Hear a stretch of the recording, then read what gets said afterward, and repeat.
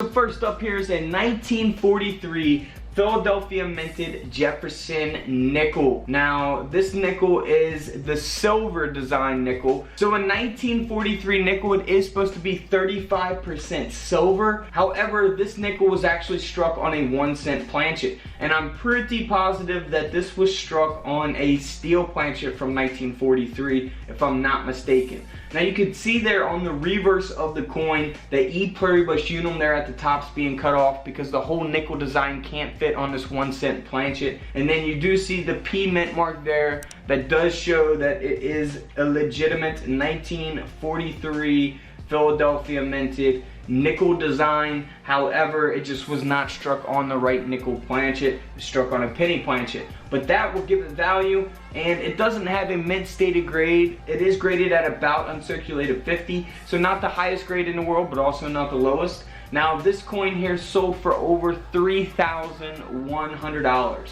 Sticking with the nickels for a second, this one's pretty cool. It didn't sell for thousands of dollars. However, I thought it was interesting because it doesn't have a high grade. It's graded at about uncirculated 58.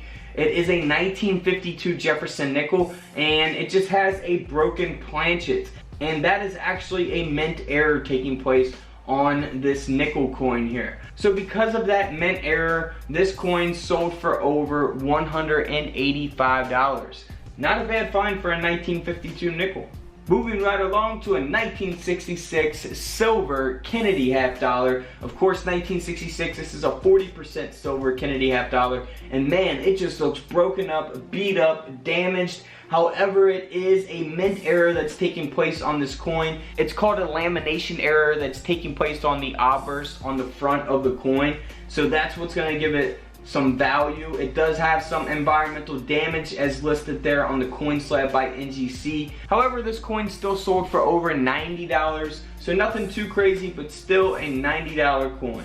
Moving right along, now you guys see the reverse of this coin. This is a bicentennial quarter. You see that there's nothing wrong there on the reverse of the quarter. However, if we go here to the front of this Washington quarter, the obverse has been struck through. So that is a mint error. Now, typically for this type of error, strike through errors, you can see that the coin design looks really faded, especially around the rim of the coin in some cases.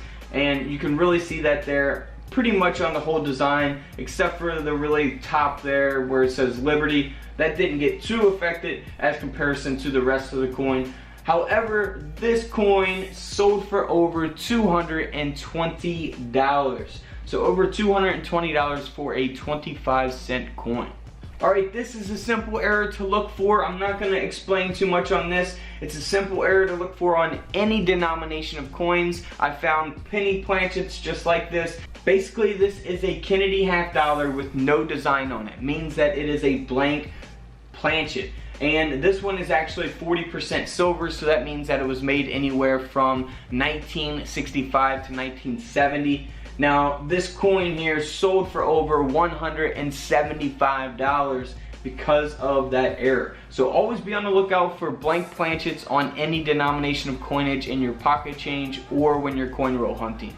Next up is a Roosevelt dime. We can see here on the reverse, it looks perfectly fine, like there's no error, but that's why you always flip over your coins and search your pocket change, because this is a result of a capped die error taking place on the obverse on the front of this Roosevelt dime.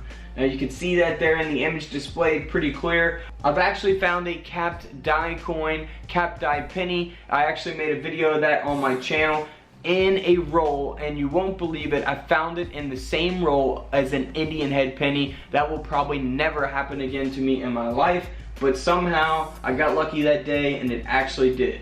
But this dime here sold for over $130. Alright, next up is the famous 1965 Roosevelt dime that has been struck on a silver planchet.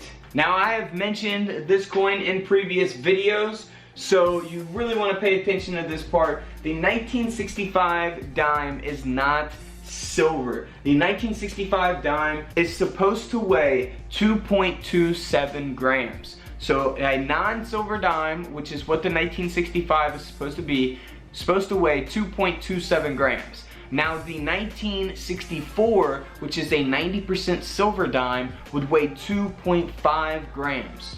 2.5 grams for silver, 2.27 for non-silver, so keep that in mind. Don't forget, if you guys do want to weigh your coins, you can get a coin scale from couchcollectibles.com. Link is down in the description of every video. So if you come across the 1965 dime and you think that it's silver, weigh it. It's supposed to weigh 2.27 grams if it's not silver, and if it weighs 2.27, then you just got a regular dime that's pretty much worth a dime.